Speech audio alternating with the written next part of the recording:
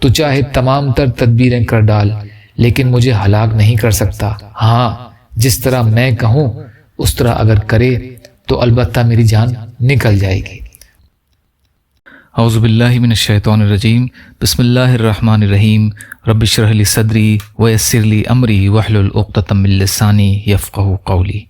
دائی اسلام کی طرف بلانے والے کی حیات اسلام کی حیات ہے، اور دائی کی موت بھی اسلام کی موت ہے۔ مسند احمد میں ہے کہ رسول اللہ صلی اللہ علیہ وسلم فرماتے ہیں کہ گزشتہ زمانے میں ایک بادشاہ تھا، اس کے یہاں جادوگر تھا۔ جب جادوگر بوڑھا ہوا تو اس نے بادشاہ سے کہا کہ اب میں بوڑھا ہو گیا ہوں اور میری موت کا وقت قریب آ رہا ہے، مجھے کسی بچے کو سونپ دو تو میں اسے جادو سکھا دوں۔ چنانچہ ایک ذہین لڑکے کو وہ تعلیم دینے لگا۔ لڑکا اس کے پاس جاتا تو راستے میں ایک راہب کا گھر پڑتا جہاں وہ عبادت میں اور کبھی واز میں مشغول رہتا۔ یہ لڑکا بھی کھڑا ہو جاتا اور اس کے عبادت کے طریقے کو دیکھتا اور واز سنتا۔ آتے جاتے یہاں رک جایا کرتا تھا۔ جادوگر بھی مارتا اور ماں باپ بھی، کیونکہ وہاں بھی دیر میں پہنچتا اور یہاں بھی دیر میں آتا۔ ایک دن اس بچے نے راہب کے سامنے اپنی شکایت بیان کی۔ راہب نے کہا کہ جب جادوگر تجھ سے پوچھے کہ کیوں دیر ہو گئی تو کہہ دینا کہ گھر والوں نے روک لیا تھا، اور گھر والے بگڑے تو کہہ دینا کہ آج جادوگر نے روک لیا تھا۔ یوں ہی ایک زمانہ گزر گیا کہ ایک طرف تو وہ جادو سیکھتا تھا اور دوسری جانب کلام اللہ اور دین سیکھتا تھا۔ ایک دن وہ دیکھتا کیا ہے کہ راستے میں ایک زبردست ہیبت ناک جانور پڑا ہوا ہے، لوگوں کی آمد و رفت بند کر رکھی ہے۔ ادھر والے ادھر اور ادھر والے ادھر نہیں آ جا سکتے، سب لوگ ادھر ادھر حیران اور پریشان کھڑے ہیں۔ اس نے اپنے دل میں سوچا کہ آج موقع ہے کہ میں امتحان کر لوں کہ راہب کا دین اللہ کو پسند ہے یا جادوگر کا۔ اس نے ایک پتھر اٹھایا اور یہ کہہ کر اس پر پھینکا کہ خدایا، اگر تیرے نزدیک راہب کا دین اور اس کی تعلیم جادوگر کے امر سے زیادہ محبوب ہے تو تو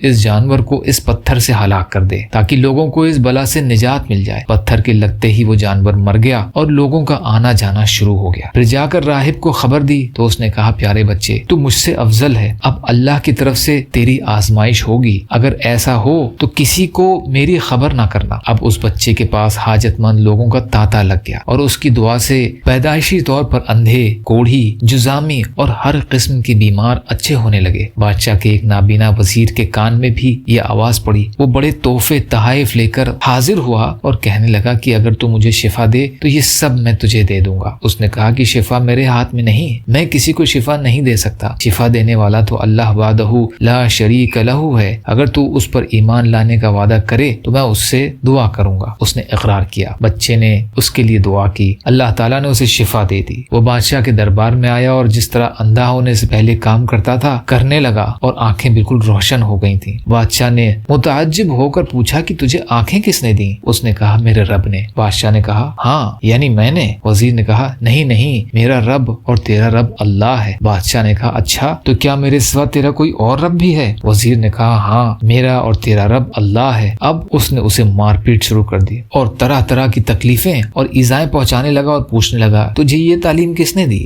آخرکار اس نے بتا دیا کہ اس بچے کے ہاتھ پر میں نے اسلام قبول کر لیا ہے۔ بادشاہ نے اسے بلوایا اور کہا، اب تو تم جادو میں خوب کامل ہو گئے ہو کہ اندھوں کو دیکھتا اور بیماروں کو تندرست کرنے لگ گئے ہو۔ اس نے کہا، غلط ہے، نہ میں کسی کو شفا دے سکتا ہوں نہ جادو کر سکتا ہوں، شفا تو رب کے ہاتھ میں ہے۔ کہنے لگا، ہاں یعنی میرے ہاتھ میں ہے، کیونکہ رب تو میں ہی ہوں، نعوذ باللہ۔ اس نے کہا، ہرگز نہیں۔ کہا، پھر کیا تو میرے سوا کسی اور کو رب مانتا ہے؟ تو وہ کہنے لگا، ہاں میرا اور تیرا رب اللہ تعالی ہے۔ اس نے اب اسے بھی طرح طرح کی سزائیں دینی شروع کر دی، یہاں تک کہ راہب کو پتہ لگ گیا۔ راہب کو بلا کر اس سے کہا کہ تو اسلام کو چھوڑ دے اور اس دین سے پلٹ جا۔ راہب نے انکار کیا تو اس بادشاہ نے آرے سے اسے چیر دیا اور ٹھیک 2 ٹکڑے کر کے پھینک دیا۔ پھر اس نوجوان سے کہا کہ تو بھی دین سے پھر جا۔ اس نے بھی انکار کیا تو بادشاہ نے حکم دیا کہ ہمارے سپاہی اسے فلاں فلاں پہاڑ پر لے جائیں اور اس کی بلند چوٹی پر پہنچ کر پھر اس سے اس کے دین چھوڑ دینے کو کہیں، اگر مان لے تو اچھا، ورنہ وہیں سے اسے لڑکا دیں۔ چنانچہ وہ لوگ اسے لے گئے۔ جب وہاں سے دھکا دینا چاہا تو اس نے اللہ تبارک و تعالیٰ سے دعا کی کہ خدایا، جس طرح چاہ مجھے ان سے نجات دے۔ اس دعا کے ساتھ ہی پہاڑ ہلا اور وہ سب سپاہی لڑک گئے، صرف وہ بچہ ہی بچا رہا۔ وہاں سے وہ اترا اور ہنسی خوشی پھر اس ظالم بادشاہ کے پاس آ گیا۔ بادشاہ نے کہا، یہ کیا ہوا؟ میرے سپاہی کہاں ہیں؟ فرمایا، میرے اللہ نے انہیں ہلاک کر دیا اور مجھے ان سے بچا لیا۔ اس نے کچھ اور سپاہی بلوائے اور ان سے کہا کہ اسے کشتی میں بٹھا کر لے جاؤ اور بیچوں بیچ سمندر میں ڈبو کر چلے آؤ۔ وہ اسے لے کر چلے اور بیچ میں پہنچ کر جب سمندر میں پھینکنا چاہا تو اس نے پھر وہی دعا کی کہ بار الہا جس طرح چاہ مجھے ان سے بچا۔ موج اٹھی اور وہ سپاہی